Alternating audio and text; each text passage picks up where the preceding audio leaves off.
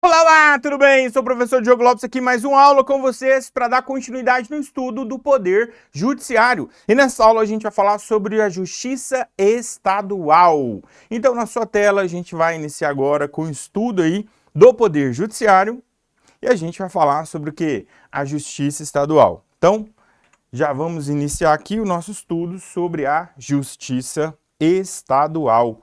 Olha, pessoal, o primeiro ponto aqui é a organização da Justiça Estadual. De acordo com o artigo 125, os estados organizarão sua justiça observados os princípios estabelecidos nesta Constituição.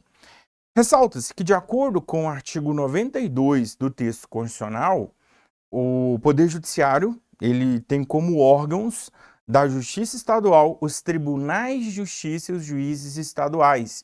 Então, a Justiça Estadual terá o Tribunal de Justiça e os juízes estaduais. Só que, quantos desembargadores vão compor o Tribunal de Justiça? Aí cabe ao próprio Estado estabelecer. Então, muita atenção que a organização do Tribunal de Justiça e a Justiça Estadual compete ao próprio Estado. Então, cabe ao próprio Estado estabelecer a organização da sua justiça. Isso consta aqui do artigo 125. Os estados, os próprios estados-membros, hão de organizar a sua justiça, observado, lógico, os princípios da Constituição Federal. Então, princípios aplicáveis ao Poder Judiciário previstos na Constituição Federal devem ser observados pelo próprio Estado.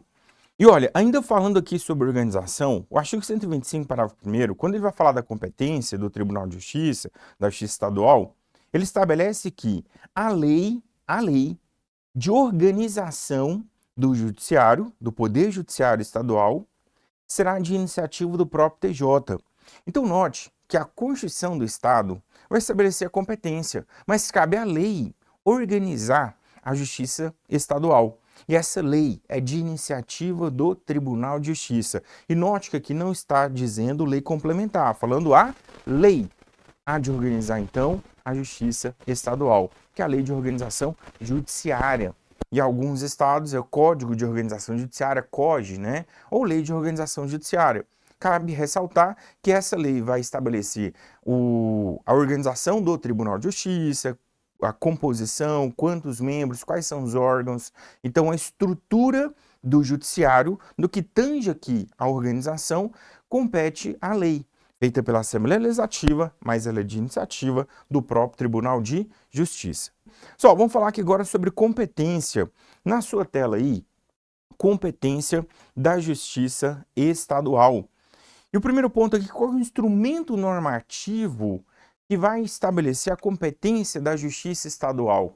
Muita atenção que a organização se dá por meio de uma lei. Não é lei complementar, então seria lei o quê? Ordinária de iniciativa do TJ. Mas a competência, muita atenção, competência da Justiça Estadual, dos tribunais aqui, estará fixada na Constituição Estadual. Então, olha, o parágrafo 1º do artigo 125 estabelece que a competência dos tribunais será definida na Constituição do Estado. E olha, a organização cabe à lei, de iniciativa do Tribunal de Justiça. Pessoal, ainda falando sobre competência, dentre as competências do Tribunal de Justiça, ele há de realizar o controle de constitucionalidade. Não estou falando do controle difuso, que é realizado por qualquer órgão do judiciário. Eu estou falando aqui do controle abstrato. Ressalta-se que apenas 2 órgãos, assim, genericamente falando, realizam controle abstrato de constitucionalidade, aquele controle concentrado. O STF, para proteger a Constituição Federal, e o Tribunal de Justiça, para proteger a sua Constituição Estadual. Então, na verdade, não são 2, tecnicamente, porque a gente tem os tribunais de justiça, cada estado vai ter o seu. Assim, mas genericamente, apenas o TJ e o STF podem realizar controle abstrato concentrado de constitucionalidade. E aqui a gente vai falar de uma dessas competências do TJ, que é realizar o controle abstrato concentrado de constitucionalidade. Pessoal, muita atenção aqui, que a segunda competência relativa aqui ao controle de constitucionalidade, prevista no parágrafo 2º do artigo 125, ele diz que cabe aos estados a instituição da representação de inconstitucionalidade de leis. Pessoal, o primeiro ponto aqui é um instrumento. Então, a ação aqui é chamada representação de inconstitucionalidade. Só que você vai à Constituição do Estado e às vezes você vai ver nomezinhos específicos, copiando nomenclaturas da Constituição Federal. Pode, sem problema. Então a gente pode ter uma ação direta de inconstitucionalidade estadual, uma ação declaratória de constitucionalidade estadual, tá? Então a gente pode ter aquela nomenclatura prevista na Constituição Federal, mas isso quem vai estabelecer é a própria Constituição do Estado. Muita atenção, então, que aqui a gente não deu nome às ações do controle abstrato concentrado em âmbito quê? Estadual. Genericamente, vamos falar de representação de inconstitucionalidade. Então, a ação direta de inconstitucionalidade estadual é chamada genericamente pela Constituição de representação de inconstitucionalidade. Agora, se eventualmente no seu concurso cobrar a Constituição do Estado, aí você vai lá na Constituição do Estado respectivo e verifica dentro das competências do tribunal no controle de constitucionalidade abstrato e vai verificar o nome das ações em âmbito quê? Estadual. A Constituição Federal chamou de representação de inconstitucionalidade. E olha, qual que é o objeto da representação de constitucionalidade? Olha, o objeto são leis ou atos normativos, tanto estaduais quanto que municipais. Então, eu posso levar o controle perante o TJ, perante o Tribunal de Justiça, sobre leis estaduais e leis municipais. Agora, eu não posso levar para o TJ uma lei federal. No controle abstrato, não. Uma lei federal, uma lei da União, só pode ser controlada no controle concentrado abstrato pelo STF. Então, não posso pegar, por exemplo, o Código Civil e falar para o TJ declará-lo inconstitucional. Não, não pode. Ah, mas o Código Civil, ele vai de encontro à Constituição do Estado. Mesmo assim, não seria possível. Então, o objeto do controle aqui são leis de âmbito estadual e municipal. Então, a representação do controle de constitucionalidade aqui, a representação de constitucionalidade, abrange leis estaduais e municipais. Muita atenção à pegadinha, ele inserir aqui no texto da questão e falar que leis federais também, tá? Então, só leis de âmbito estadual e leis de âmbito quê? Municipal. Agora, a gente já sabe qual é o objeto, leis estaduais e municipais. Leis aqui, leis ou atos normativos, tá? Agora, e o parâmetro do controle? A gente vai proteger qual norma? Por quê? Quando o STF realiza o controle concentrado de constitucionalidade, o parâmetro é a Constituição Federal, genericamente falando aqui. E no âmbito estadual, o TJ vai proteger o quê? A Constituição Federal? Não, muita atenção que se eu levar para o TJ, mediante representação de constitucionalidade, uma ação, um controle aqui, abstrato concentrado, para proteger a Constituição Federal, está errado, porque o TJ ele vai proteger apenas a Constituição do Estado. Então, o parâmetro do controle aqui é a Constituição estadual. Vedada a atribuição da legitimação para agir a um único órgão. Então, a legitimação é a pessoa que vai propor essa ação. A legitimação aqui é a autoridade que tem atribuições para propor a ação e pedir que uma lei estadual ou municipal seja declarada incompatível com a Constituição do Estado. Muita atenção aqui que a gente tem, por exemplo, o PGJ. Pessoal, mas aqui não está falando do PGJ. O STF já disse que o PGJ, o Procurador-Geral de Justiça, que é o chefe do Ministério Público Estadual, ele nem precisa estar aqui. Por quê? Lá nas atribuições do Ministério Público, as funções institucionais do Ministério Público, no artigo 129, dentre elas, o Ministério Público, ele há de propor as ações do controle concentrado abstrato de constitucionalidade. Então, em âmbito estadual, o Ministério Público teria essa função.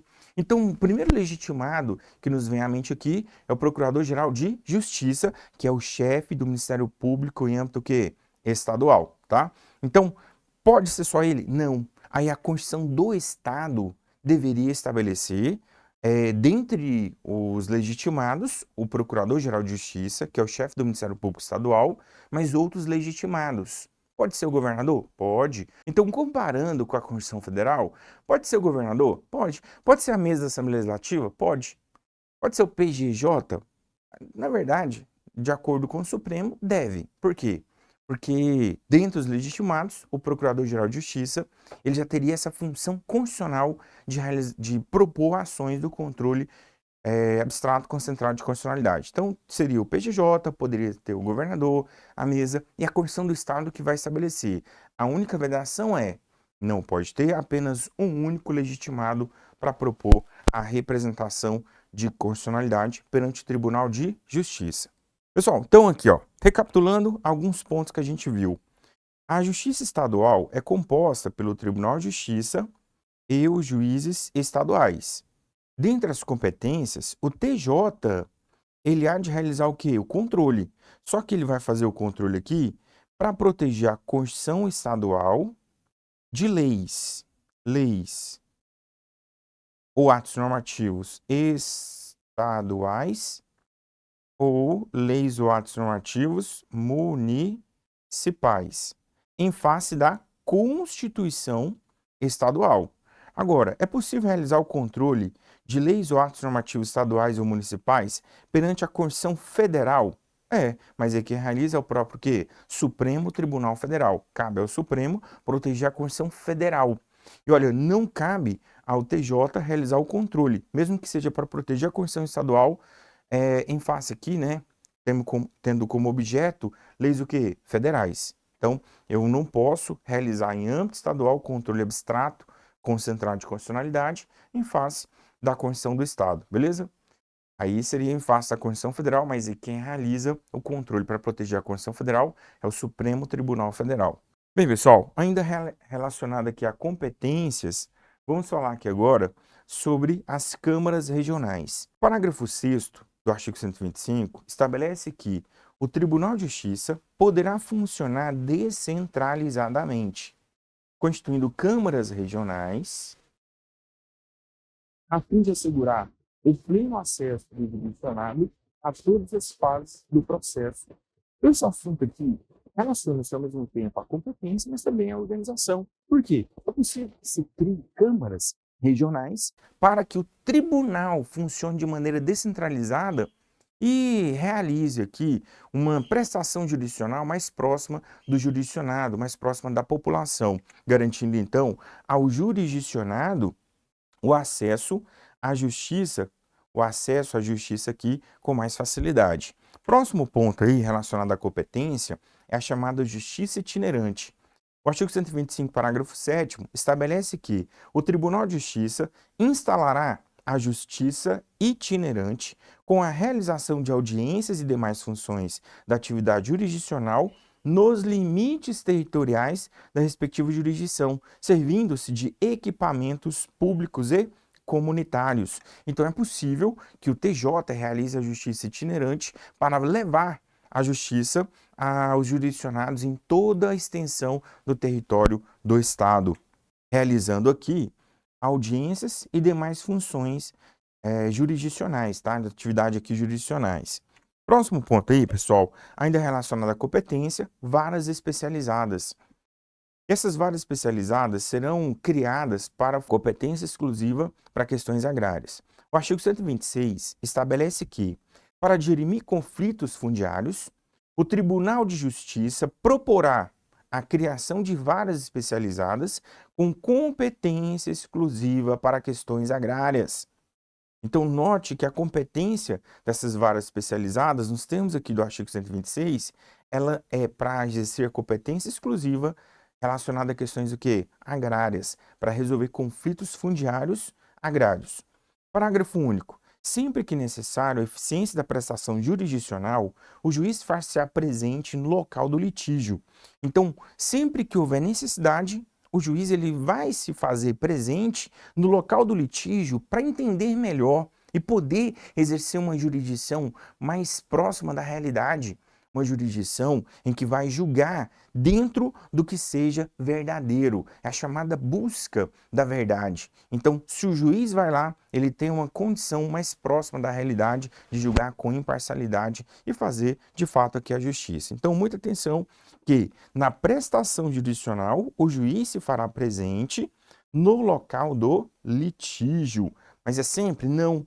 Só se houver que necessidade, sempre que necessário a eficiência da prestação jurisdicional.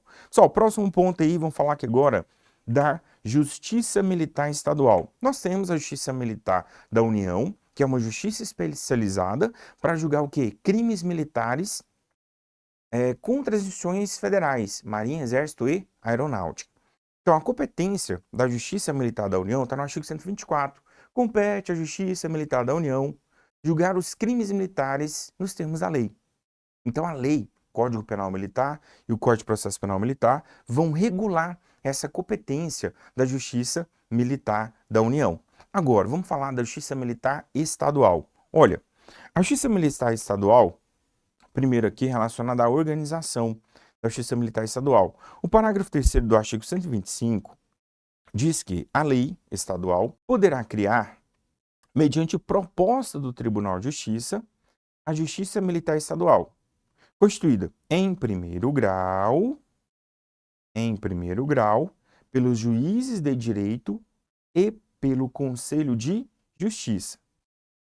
E em segundo grau, pelo Tribunal de Justiça ou pelo Tribunal de Justiça Militar nos estados em que o efetivo militar seja superior a 20.000 integrantes. Pessoal, então vamos entender aqui melhor sobre essa estrutura da Justiça Militar Estadual. Então a gente tem a Justiça Militar Estadual, que será proposta mediante lei de iniciativa do TJ. E em primeiro grau ela vai ter uma estrutura, e em segundo grau ela vai ter outra estrutura. Vamos falar aqui em primeiro grau. Olha, em primeiro grau, a Justiça Militar Estadual é composta pelo juiz de direito do juízo militar. Então a gente vai ter ali, em primeiro grau, uma vara, uma auditoria, em que a gente vai encontrar o juiz de direito. O juiz que prestou concurso, juiz togado, ele virou juiz. Aí dentro os locais que ele poderia exercer a sua competência, a sua jurisdição, ele está numa vara da Justiça Militar. Então é o chamado juiz de direito do juízo militar da Justiça Militar Estadual aqui. Bem, mas só o juiz de direito? Não, olha, também em primeiro grau a gente vai ter aqui os conselhos de justiça. Conselhos de justiça. Então, em primeiro grau, juiz de direito e os conselhos de justiça. Olha, não é um exercício concomitante, não. Então, o exercício aqui da competência, então, o juiz de direito vai ter uma função e o Conselho de Justiça vai ter outra função. A gente vai ver aqui ainda a competência, mas só a estrutura em primeiro grau, juiz de direito, do juízo militar e o Conselho de Justiça. Agora, em segundo grau, a gente vai ter o Tribunal de Justiça. Tribunal de Justiça. Ou o Tribunal de Justiça Militar. Ou Tribunal de Justiça Militar. Pessoal, então, olha, muita atenção que os recursos do primeiro grau vão para o segundo grau e serão julgados aqui, em princípio, pelo Tribunal de Justiça. Mas pode ser que os recursos vão para o Tribunal de Justiça Militar, se ele for criado. Ele vai ser criado por lei de iniciativa do TJ, perante a Assembleia Legislativa. A Assembleia Legislativa, então, vai aprovar a lei e criar o Tribunal de Justiça Militar. Mas esse Tribunal de Justiça Militar só pode ser criado, então ele só vai ser criado se houver no Estado mais de 20.000 militares, mais de 20.000 integrantes das forças militares estaduais. Então, esse Tribunal de Justiça Militar só pode ser criado nos estados que possuam mais de 20.000 militares. Mais de 20.000 militares. E olha, a iniciativa da lei é do Tribunal de Justiça para criar. Agora, tem estados que não passam de 10.000 militares. Tem como criar? Nem que o Tribunal de Justiça quisesse. Não tem como criar o TJM. A título de curiosidade, só existem 3 tribunais de justiça militares no Brasil. No Rio Grande do Sul, em São Paulo e em Minas Gerais. Nos demais estados, quem exerce a justiça militar em âmbito estadual é o próprio Tribunal de Justiça. Então, em primeiro grau, o juiz de direito e o Conselho de Justiça. e da sentença do juiz de direito ou da sentença do Conselho de Justiça, o recurso vai para o próprio quê? TJ. Em Minas, São Paulo e Rio Grande do Sul, o recurso vai para o Tribunal de Justiça quê? Militar. Lembrando que ele só pode ser criado por iniciativa aqui do TJ nos estados que possuam mais de 20 mil militares. Bem, pessoal, agora vamos falar da competência aqui da Justiça Militar Estadual. A Justiça Militar Estadual, ela tem a sua competência, ela vai fazer o quê? A gente viu a estrutura, agora ela julga o quê? Muita atenção aqui que o parágrafo 4º do artigo 125 estabelece que compete à Justiça Militar Estadual processar e julgar os militares dos estados nos crimes militares definidos em lei e as ações judiciais, contratos disciplinares militares. Ressalvada, então vou até mudar de cor aqui, ressalvada a competência do júri quando a vítima for civil. Cabendo, ainda relacionado aqui à competência da Justiça Militar Estadual, cabendo ao tribunal competente decidir sobre a perda do posto e da patente dos oficiais e graduação das praças. Então, muita atenção, pessoal, que o tribunal ele tem uma competência aqui na Justiça Militar Estadual, competência que é dele. O primeiro grau aqui, ó, não vai poder exercer essa competência. Então, a perda do posto dos oficiais e a perda da graduação das praças é competência do tribunal respectivo, ou do TJ ou do TJM, dos estados em que foi criado. Então, olha, dentre as competências do tribunal, então do tribunal aqui, como um todo, né, ou TJ ou TJM, então cabe ao tribunal, compete ao TJ ou TJM, nos estados em que foi criado, julgar o quê? A perda do posto ou patente, se é perda do posto ou patente, é dos oficiais. E julgar a perda da graduação, se é graduação, é dos praças. Pessoal, não entendi. O que é oficial e praça? Oficial é uma carreira militar que abrange ali desde o tenente, segundo-tenente, primeiro-tenente, capitão, major, tenente-coronel, coronel. Agora, praça é outra carreira militar que abrange desde o soldado até o subtenente, suboficial, tá? Então, soldado, cabo, sargento, subtenente. Então, essa é a carreira dos praças. Então, praça tem graduação. Então, soldado, ele vai ter uma divisa no braço, sargento, a divisa. Então, o soldado, ele é praça, o cabo é praça. Então, a carreira de praça tem graduação. E a perda da graduação das praças é competência do próprio quê? Tribunal de Justiça julgar. E o oficial, também a perda do posto ou patente. Então, posto, tenente, capitão, coronel, é julgado pelo Tribunal de Justiça a perda do posto ou patente dos oficiais. Pessoal, voltando aqui nas competências da Justiça Militar Estadual, então a gente já viu a competência do tribunal que é específica. Outra competência que a gente falou, mas não está aqui expressamente, né, é a competência recursal. Então, além de julgar a perda do posto e patente dos oficiais e perda da graduação das praças, o tribunal respectivo, o TJ ou TJM, vai julgar os recursos de primeiro grau. Então, recurso aqui do juiz da Justiça Militar ou do Conselho de Justiça vai para o tribunal ou Tribunal de Justiça Militar. Agora, quando a gente vai falar da competência em primeiro grau, o que o primeiro grau vai julgar aqui? Então, tem duas competências: julgar crimes militares e as ações judiciais, contratos disciplinares militares. Então, sobre a competência aqui, pessoal, vamos falar da competência genérica, né? Então, tem duas competências. Primeiro, julgar crimes militares. Só que esses crimes militares têm que ser praticados por militar dos estados. Crimes militares por militares dos estados. E quem são militares dos estados? De acordo com o artigo 42, militares dos estados são policiais militares e bombeiros militares. De acordo com o artigo 42, Ele diz que os integrantes das polícias militares e dos corpos de bombeiros militares são militares dos estados. E aí, do DF, do Distrito Federal e territórios, beleza? Então, a Justiça Militar Estadual vai julgar crimes militares praticados por militares dos estados. Salvo, tem um salvo aqui, né? Salvo a competência do júri. Quando? Em qualquer hipótese? Não. Quando a vítima for civil.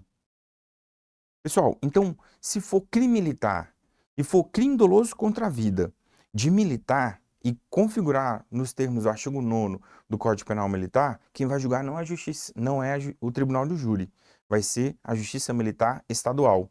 Porque a única ressalva aqui é a competência do júri quando a vítima for civil. Então, se for um crime doloso contra a vida de civil, aí sim quem vai julgar é o tribunal do júri. Não sendo crime doloso contra a vida de civil, é crime militar. Quem julga é a Justiça Militar, desde que o agente seja militar do Estado, ou policial militar, ou bombeiro militar. Então, a Justiça Militar Estadual não julga civis e nem militares da União, só julga militares dos estados. A segunda competência aqui da Justiça Militar Estadual é de julgar ações judiciais contra atos disciplinares militares. Então, note que a Justiça Militar Estadual tem uma competência civil, julgar as ações contra atos disciplinares militares. Além dessa competência civil, ela tem uma competência penal, criminal, para julgar o quê? Crimes militares praticados por militares dos estados, salvo a competência do júri quando a vítima for o quê? Civil. Ficou claro aqui, pessoal? Muita atenção que na Justiça Militar da União, ela não tem competência civil, ela só julga crimes militares definidos em lei, nos termos do Código Penal Militar e do Código de Processo Penal Militar. Agora, a Justiça Militar Estadual, além de julgar crimes militares definidos em lei, praticados por militares dos estados, salvo a competência do júri, julga ações civis. Quais? As ações judiciais contra atos disciplinares do quê? Militares. Pessoal, agora a gente vai falar sobre a divisão dessa competência no primeiro grau. Então, a gente já viu o que a Justiça Militar Estadual julga, como um todo. Agora, como que vai ser a divisão entre o juiz de direito e o Conselho de Justiça? Vamos lá. Ó, compete aos juízes de direito do juízo militar. Então, aqui, competência do juiz, o que prestou concurso para ser juiz, singularmente. E tem aqui a competência do Conselho de Justiça. Então, a gente vai ver que competência do juiz e competência do Conselho de Justiça. Compete, então, ao juiz de direito do juízo militar processar e julgar singularmente, sozinho, sem a presença do conselho, os crimes militares cometidos contra civis, salvo, lógico, a competência do júri. Então, qualquer crime militar contra civil que não seja da competência do júri, quem vai julgar é o juiz de direito do juízo militar. Além dos crimes militares contra civis, o juiz de direito, singularmente, há de julgar as ações judiciais contra atos disciplinares militares. Agora, e o Conselho de Justiça vai julgar o quê? Os demais crimes militares. Então, crime militar contra a instituição militar, Conselho de Justiça. Crime militar, Conselho de Justiça. Crime militar contra civil, juiz de direito, juiz militar. Ações judiciais contra atos disciplinares militares, o juiz de direito, juiz militar. Beleza? Pessoal, então o Conselho de Justiça ele vai julgar os demais crimes militares, ressaltando que o Conselho de Justiça é um órgão colegiado composto por oficiais militares, né, e o juiz de direito. E quem preside esse conselho? O juiz de direito. Então, olha, cabendo ao Conselho de Justiça, sob a presidência do juiz de direito, processar e julgar os demais crimes militares. Então, note aqui que a Justiça Militar, em primeiro grau, ela vai ser composta pelo, vou colocar aqui, ó, o juiz de direito do juízo militar, e ele vai julgar o quê? Crimes militares por militar dos estados. Quem são? policiais militares e bombeiros militares, por militar dos estados, contra civis. Contra civis, lógico, salvo a competência do júri, se tratar de crime doloso contra a vida. Também cabe ao juiz de direito, singularmente, julgar o quê? Julgar as ações judiciais contra atos disciplinares militares. Contra atos disciplinares militares. Bem, e o Conselho de Justiça? Aí o Conselho de Justiça, que é um órgão colegiado composto por 4 oficiais e o juiz de direito, esse aqui, ó, então ele vai julgar situações sozinho, alguns assuntos sozinho, e outros ele vai julgar junto com os militares, compondo o que a gente chama de Conselho de Justiça. Quem preside o Conselho de Justiça é o juiz de direito, o juiz militar. Ele, então, quem vai presidir? Juiz civil, né? Então, juiz civil e 4 oficiais. É o que a gente chama de escabinato. Escabinato é um órgão colegiado, jurisdicional, composto por juiz civil e juiz o quê? Militar, tá? Agora, o que o Conselho de Justiça julga? Os demais crimes militares. Por exemplo, uma deserção. Deserção é contra a instituição. Então, quem vai julgar é o Conselho de Justiça. Um crime de recusa de obediência, Conselho de Justiça. Por quê? É contra a autoridade ou disciplina militar. Beleza? Então, aqui é a competência do Conselho de Justiça. Próximo ponto aí, pessoal, a gente vai falar aqui dos juizados especiais. Primeira organização. O artigo 98 da Constituição Federal, ele estabelece que a União, no DF e nos territórios, e os estados, então a União no DF e nos territórios, e os estados criarão juizados especiais, providos por juízes togados ou togados e leigos, permitidos, nas hipóteses previstas em lei, a transação e o julgamento de recursos por turmas de juízes de primeiro grau. A gente chama de turmas recursais, mas são juízes de primeiro grau aqui. Cabe aqui a lei federal dispor sobre a criação dos juizados especiais no âmbito da União da Justiça Federal. Então, pode ter juizados especiais perante a Justiça Federal, criada por lei federal, e pode ter juizados especiais aqui em âmbito dos estados, criados por leis estaduais ou no DF e nos territórios, já que quem organiza e mantém o judiciário no DF e nos territórios é a União, então a União que vai criar os juizados especiais perante o DF e os territórios. Na Justiça Estadual, a gente tem o primeiro grau, que são juízes, tem a Justiça Militar Estadual, mas também tem o quê? Os juizados especiais. Agora, o recurso do juiz dos juizados especiais não vai para o TJ, vai para uma turma recursal, composta por juízes de primeiro grau. E os recursos dessa turma, não cabe aqui o RESP para o STJ. Então, para o STJ, não cabe. Mas cabe o quê? Recurso extraordinário para o STF, tá? O recurso extraordinário para o STF. Não cabe, então, RESP para o STJ, mas cabe recurso extraordinário para o STF. Por quê? O STJ ele vai julgar recurso especial advindo de tribunal. A turma recursal não é um tribunal, é um órgão de primeiro grau composto por outros juízes. Então, 3 juízes vão se reunir para julgar o recurso do juizado. Então, recurso que não vai para o TJ. Por isso que não cabe RESP para o STJ, mas cabe recurso extraordinário para o STF. Inclusive, eu trouxe aqui, pessoal, a dicção constitucional para você visualizar a diferença. Ó, artigo 102 que trata da competência do STF. Então, compete ao STF julgar mediante recurso extraordinário. Então, esse aqui, ó, que vai direto para o Supremo Tribunal Federal.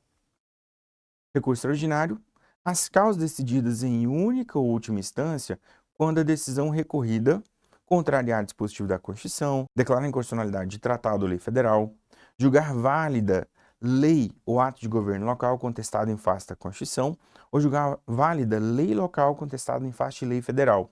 Então, esses assuntos aqui admitem um recurso extraordinário da turma recursal para o Supremo Tribunal Federal. Por quê? O recurso pode ser julgado em última instância aqui ou única instância. Agora, muita atenção, que o STJ, de acordo com o artigo 105, trata aqui da competência do STJ, compete ao Superior Tribunal de Justiça, recurso especial, julgar em recurso especial as causas decididas em única ou última instância pelos tribunais regionais federais ou pelos tribunais dos estados, do DF e dos territórios. Note então aqui que não cabe recurso especial se a decisão é da turma recursal, tá? Tem que ser ou do TRF ou do TJ. Quando a decisão recorrida contrariar tratado ou lei federal ou negar-lhe vigência, julgar válido ato de governo local contestado em face de lei federal ou der à lei federal interpretação divergente da que lhe haja atribuído outro tribunal. Pessoal, próximo ponto aqui, a gente vai falar sobre a competência dos juizados especiais. Então, a gente viu a organização. Agora, o que o juizado especial julga? De acordo com o próprio artigo 98, inciso 1, os juizados especiais vão julgar o quê? Compete a eles a conciliação, o julgamento e a execução de causas cíveis de menor complexidade, então que é o juizado especial civil, e as infrações de menor potencial ofensivo, juizado especial criminal, mediante procedimentos orais e sumaríssimos, permitindo, na hipótese previstas em lei, a transação e os recursos, lógico, né, para a turma recursal. Pessoal, agora a gente vai falar da justiça de paz. A União no DF, nos territórios, e os estados criarão a justiça de paz, remunerada, composta de cidadãos eleitos pelo voto direto, universal e secreto, com mandato de 4 anos e competência para, na forma da lei, celebrar casamentos, verificar de ofício mediante impugnação apresentada o processo de habilitação e exercer atribuições conciliatórias sem caráter jurisdicional, além de outras previstas na legislação. Então, o juiz de paz ele vai verificar o processo de habilitação para o casamento, vai realizar o casamento em si, lembrando que ela é remunerada, mas é mediante o quê? Eleição para exercer aqui a justiça de paz. E o mandato é de 4 anos. Pessoal, agora a gente finaliza aqui a justiça estadual, espero que vocês tenham gostado, resolva questões sobre o assunto e nos encontraremos na próxima aula. Até mais e tchau!